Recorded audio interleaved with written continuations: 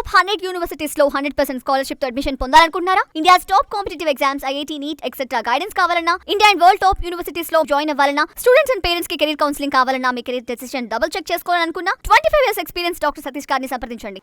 నమస్తే, నేను మీ డాక్టర్ సతీష్ ఐఆర్ఎస్ఏ మాట్లాడుతున్నాను. సో రీసెంట్గా మనకు లింక్డ్ఇన్ ఏదైతే ఉంటుందో మనకి సోషల్ మీడియా ప్లాట్ఫారము వీళ్ళు ఒక రిపోర్ట్ని ఏ లేబర్ మార్కెట్ రిపోర్ట్ ఏదైతే 2026 ఉందో అది రిలీజ్ చేయడం జరిగింది.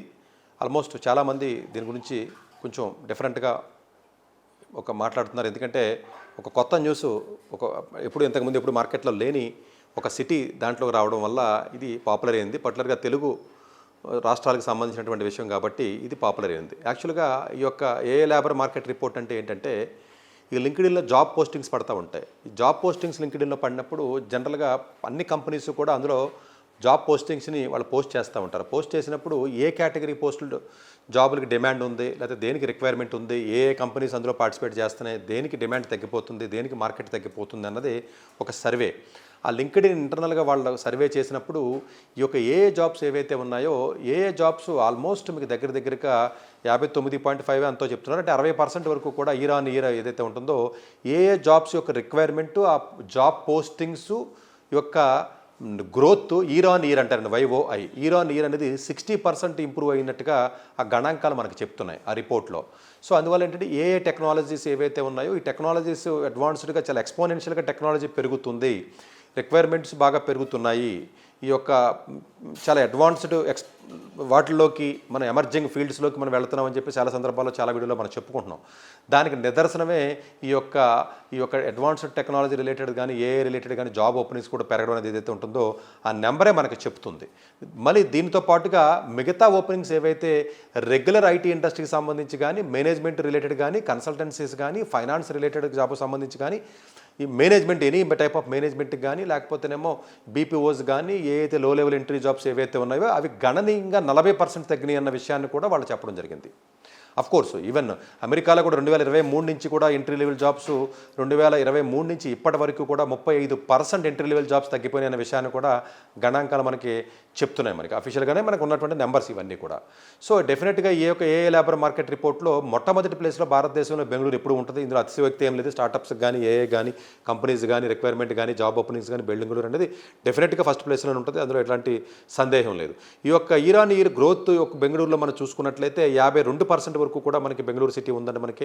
అట్లాగే చూసుకున్నట్లయితే నెక్స్ట్ ప్లేస్లో హైదరాబాద్ ఉంది మనకి. హైదరాబాద్లో 51% రఫ్గా ఇంచుమించు సమానంగా ఉన్నాయండి. బెంగళూరు 52, 53 ఉంది. ఇది 51% వరకు కూడా గ్రోత్ అనేది మనకి గ్రోత్ రేట్ అంటామండి దాన్ని యాక్చువల్గా. సో గ్రోత్ అనేది ఏదైతే ఉంటుందో ఉంటుంది. అలా కాకుండా ఏ టాలెంట్ పర్సంటేజ్ వేరండి. ఏ టాలెంట్ వచ్చేటప్పుడు బెంగళూరులో 3% ఏ టాలెంట్ బెంగళూరులోనే ఉంది. ఒక బెంగళూరు సిటీలోనే 3% ఏ టాలెంట్ ఉంది. అలాగే హైదరాబాద్లో మనం చూసుకున్నట్లయితే ఏ టాలెంట్ వచ్చేటప్పుడు 1.9% ఉందండి. మూడో ప్లేస్లోకి అమరావతి వచ్చింది. అంటే మేబీ ఈరాన్ ఇయర్ కాబట్టి ఇక్కడ అర్థం చేసుకోవాల్సింది ఏంటంటే ఢిల్లీ తక్కువ, లేకపోతే కలకట్టా తక్కువ, లేకపోతే చెన్నై తక్కువ అని చెప్పి చాలామంది రకరకాలుగా మాట్లాడుతున్నారు. కానీ ఇక్కడ అర్థం చేసుకోవాల్సింది ఏంటంటే ఒకేసారి మనకి అమరావతిలో ఏఐకి సంబంధించినటువంటిది క్వాంటమ్ వ్యాలీ కానివ్వండి, లేకపోతేనేమో ఏఐ యూనివర్సిటీ కానివ్వండి, లేకపోతేనేమో చంద్రబాబు నాయుడు గారు చీఫ్ మినిస్టర్ సో ఈ యొక్క ఇనిషియేటివ్ తీసుకుని చాలా స్టార్టప్స్ను ముందుకు తీసుకురావడానికి కానీ చాలా విపరీతంగా ఆ కృషి జరుగుతుంది. కాబట్టి ఈవెన్ డేటా సెంటర్స్ కానీ చాలా డేటా సెంటర్ ఓపెనింగ్ కూడా రీసెంట్గా జరిగిందండి. వీడియో చేసే టైంకి వెరీ రీసెంట్గా 2-3 days ముందే మనకి జరిగింది. సో ఇవన్నీ కూడా మనకి జరుగుతున్నాయి. కాబట్టి బిఫోర్ లాస్ట్ ఇయర్ 0 కదండి. ఏముంది ఏ ఓపెనింగ్ 0 అంటే నా ఉద్దేశం థియరిటికల్గా కాదండి. బట్ కొంత నెంబర్ చాలా తక్కువ నెంబరే ఉంది మనకి. అందు గురించి ఒకేసారి పెరగడం వల్ల పర్సంటేజ్లో మనకి అది పర్సంటేజ్ ఏదైతే కనపడుతుందో 51% పెరిగింది. బట్ ఇది నేను నెగిటివ్గా చెప్పట్లేదు, నేను చాలా పాజిటివ్గానే చెప్పాను. ప్రాబబులీ ఇంకా ఇయర్ ఆన్ ఇయర్ చూసుకున్నప్పుడు నెక్స్ట్ ఇయర్ మళ్ళీ ఇంత పర్సంటేజ్ పెరగాలని మనం కోరుకుందాం. డెఫినెట్గా అమరావతికి మనకి 3rd ప్లేస్ రావడం అనేది ఏదైతే ఉందో 3rd ప్లేస్ అంటే అర్థం చేసుకోండి. చాలామంది తెలియక జనరల్గా యూట్యూబర్స్ అనుకుంటున్నారు. కాదండి, ఏఐ ఓపెనింగ్స్, ఏఐ సంబంధించిన రిక్వైర్మెంట్ జాబ్ పోస్టింగ్స్ అమరావతి ఏరియాలో రిక్వైర్మెంట్ కావాలని పడినటువంటి జాబ్ నోటిఫికేషన్స్ ఇంతకుముందు లేవు మనకి. లాస్ట్ ఇయర్ ప్రీవియస్ ఇయర్ లేరు. కాబట్టి year on year growth percentage కట్టేటప్పుడు ఆ నెంబర్స్ ఇక్కడ రిఫ్లెక్ట్ కావు. It's not a absolute number, ఓకేనా. It's not a relative comparison between the other cities కాదండి. ఆ సిటీకే లాస్ట్ ఇయర్తో కంపేర్ చేస్తే ఇయర్ ఏ విధంగా ఉంది అన్నది year on year percentage of growth percentage అంటది. ప్రాబ్లీ కొంచెం అర్థమైందని అనుకుంటున్నాను నేను. సో అందువల్ల డెఫినెట్గా ఇంతకుముందు అసలు 0 కింద ఉండేది. సో ఇప్పుడు టీడీపీ యొక్క కూటమి గవర్నమెంట్ వచ్చిన తర్వాత కొంత కొంత యాక్టివ్గా ముందుకు వచ్చారు కాబట్టి ప్రాబబులీ దాని ఎఫెక్ట్ మనకి నెంబర్లో కనపడుతుంది కాబట్టి డెఫినెట్గా ఇది మంచి పరిణామం. ప్రాబబులీ ఇది ఇంకొంచెం ముందుకు వెళితే ఇంకా కొంచెం బెటర్గా ఉంటుంది. దీంట్లో వాళ్ళు ఏం చెప్తున్నారంటే జాబ్ గ్రోత్ ఓవరాల్గా చూసుకున్నప్పుడు హైదరాబాద్ చెప్పాను కదండి, అమరావతి 45.5% చెప్తున్నారు, హైదరాబాద్ 51% గ్రోత్ చెప్పుకున్నారండి. అంటే బేసికల్గా క్వాంటమ్ వ్యాలీ వీటితో పాటుగా కూడా ఏ గవర్నెన్స్ అనేది ఎక్కువగా ఆంధ్రప్రదేశ్ ప్రభుత్వం ముందుకు వస్తుందండి. ఇప్పుడు మామూలుగా ఏ టెక్నాలజీ ఇదంతా పోయి ఏ గవర్నెన్స్ అంటే ఏ డాక్టర్ కానివ్వండి, ఏ చూటర్ కానివ్వండి, ఏ అగ్రికల్చర్ కానీ వీటి వల్ల జాబులు పోతాయా అంటే టెక్నాలజీ పెరుగుతుంది, కొంత కంఫర్ట్ పెరుగుద్ది, కొంత యాక్యురసీ పెరుగుతుంది. ఇవన్నీ కూడా మనకి ఉపయోగాలే. బట్ ఏ డాక్టర్ వస్తేనే ఏ చూటర్ వస్తేనే మనకి మరి మేబీ ఆ ఏ చోటర్స్కి ఉన్నటువంటి ఇండస్ట్రీస్లో ఎంప్లాయ్మెంట్ పెరిగితే పెరగచ్చు తప్ప ట్యూషన్ చెప్పుకునే వాళ్ళు జాబుల పరిస్థితి లో లెవెల్లో ఉన్న అందరూ వెళ్ళిపోతారు. ఇప్పుడు రిక్షా దొక్కునేవాడు పోయాడు కదా, ఆటో వచ్చింది, ఆటో దొక్కునేవాడు పోతాడు, ఒక ట్యాక్సీ వస్తుంది, లేకపోతే ఫోన్ మాట్లాడేవాడు ఉంటాడు, బీపీఓ అన్నాడు ఆడిపోయాడు, ఇంకొకటి వచ్చాడు ఆడిపోయాడు. అంటే తక్కువ స్కిల్ ఉండి ఒక పని మాత్రమే రిపీటెడ్గా చేసి పిల్లలు లేకపోతే ఎవరైతే ఉంటారో వాళ్ళందరూ కూడా డేంజరస్ జోన్లోకి వెళ్తారు. మామూలుగా ఏదైనా పల్లెటూరులోనే వేరే చోట ఏదైనా ట్యూషన్ చెప్పుకుని 10వ తరగతులకు 6వ తరగతులకు బతుకు తెరువు సాధించి టీచర్స్ ఎవరైతే ఉంటారో టెక్నాలజీ రావడం వాళ్ళకి ఎఫెక్ట్ పడుతుందంటే పక్కాగా 100% పడుతుంది, అందులో డౌటే లేదు. మేబీ దానివల్ల ఇదే ఏ స్టార్టప్స్లో ఈ ఏ చోటర్స్ లేకపోతే ఏ డాక్టర్స్ సంబంధించినటువంటి టెక్నాలజీ రిలేటెడ్ అనేటువంటి వేకెన్సీస్ పెరుగుతాయి అంటే పెరుగుతాయి. అంటే పెరిగిదేమో డిఫరెంట్ టైప్ ఆఫ్ ఈ ప్లేస్లో, పోయిదేమో డిఫరెంట్ టైప్ ఆఫ్ ఏరియాస్లో పోతుంది.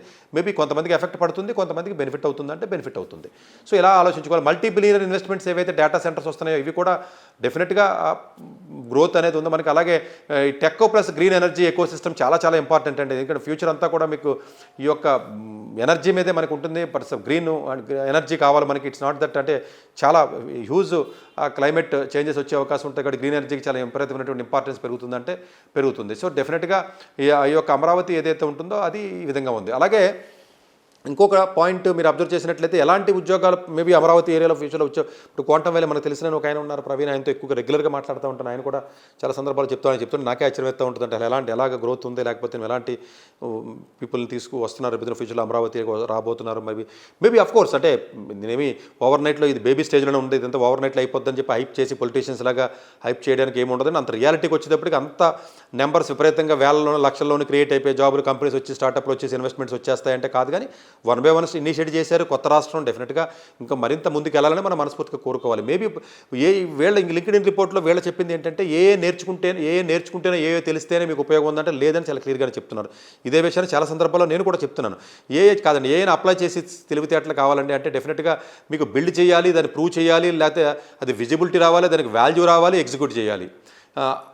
ఈ 4 పదాలు చాలా ఇంపార్టెంట్ అండి. అది ఇట్స్ నాట్ దట్ అంటే మనం అంటే ఒకప్పుడు మామూలుగా ఏదో సాల్వ్ చేస్తేనో లేకపోతేనేమో ఒక టూల్ని వాడితేనే సరిపోతుంది. ఇప్పుడు అలా డిఫైన్ చేయాలి, ప్రాబ్లమ్ని డిఫైన్ చేయాలి, వాలిడేషన్ కూడా చేయాలండి. అంటే ఆ స్టేజ్కి మనం R&Dలోకి డీప్గా మనం వెళ్తున్నాం కాబట్టి ప్రాబబ్లీ ఇంకొంచెం డీప్లోకి ఇంకా గ్రోత్ అనేది టెక్నాలజీ అనేది మరింత వేగంగా పెరుగుతుందంటే మరింత డీప్గా వెళ్ళి మనం తవ్వుతున్నట్లు లెక్క.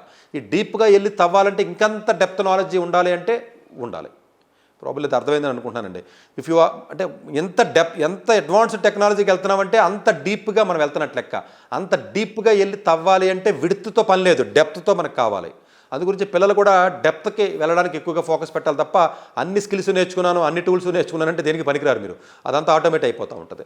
ప్రాబబ్లీ ఇది కొంచెం అర్థం చేసుకోవాలి. మేబీ హైరింగ్స్ కూడా ఉన్నాయి మనకి. ఈవెన్ ఏ ఇంజనీర్స్కి ఎక్కువ హైరింగ్ ఉందని చెప్తున్నారు వాళ్ళు. యాక్చువల్గా ML ఇంజనీర్స్ కానివ్వండి, డేటా సైంటిస్టులు కానివ్వండి, ఈవెన్ ప్రాక్టికల్ ఏ స్కిల్స్ ఉండాలని చెప్తున్నారు. ఏ ఏజెంట్స్ కానివ్వండి, ఏజెంట్కి ఏఎస్ కానివ్వండి, అప్లికేషన్ కానివ్వండి, ఇవన్నీ కూడా లింక్డ్ఇన్ పోస్టులు ఎక్కువగా కనపడుతున్నాయంటే కనపడుతున్నాయి. ప్రాబబ్లీ డెఫినెట్గా ఇది కొంత హై స్కిల్స్ ఎవరైతే నేర్చుకుంటారో చెప్పాను కదండి వాళ్ళకి డెఫినెట్గా కొంత అడ్వాంటేజ్ ఉంటుందంటే ఆ స్కిల్స్ అంటే డెప్త్కి కొంచెం నేర్చుకుని అంటే ఓన్లీ టూల్స్ వాడితే సరిపోదు. అర్థం చేసుకోండి అమ్మా, టూల్ వాడితే సరిపోదు. ఆ స్టేజ్ దాటిపోయాం మనం. టూల్స్ ఎన్నో 100,000 టూల్స్ వస్తున్నాయి, టూల్స్ వాడితే అదంతా లో లెవెల్. కానీ టూల్స్ వాడి బతకచ్చు అంటే లో లెవెల్ ఎంప్లాయీస్ కొత్త టూల్స్ అప్డేట్ అవ్వడం అంటే వాళ్ళే కొత్త టూల్ వచ్చింది అప్డేట్ అయ్యారు, కొత్త టూల్ వచ్చింది అప్డేట్ అయితే వాళ్ళకి 20,000 30,000 40,000 50,000 జీతాలు ఏవైతే ఉంటే అది స్టెబిలిటీ రావడానికి అవకాశం ఉంటుంది. డీప్గా వెళ్ళిన వాళ్ళు కొంచెం టాప్ లెవెల్లో ఉంటారు. సో ఈ డిఫరెన్స్ని మీరు గమనించాలి. డెఫినెట్గా అమరావతి ముందుకు రావడం ఏదైతే ఉంటుందో డెఫినెట్గా మనకి మంచి పరిణామం.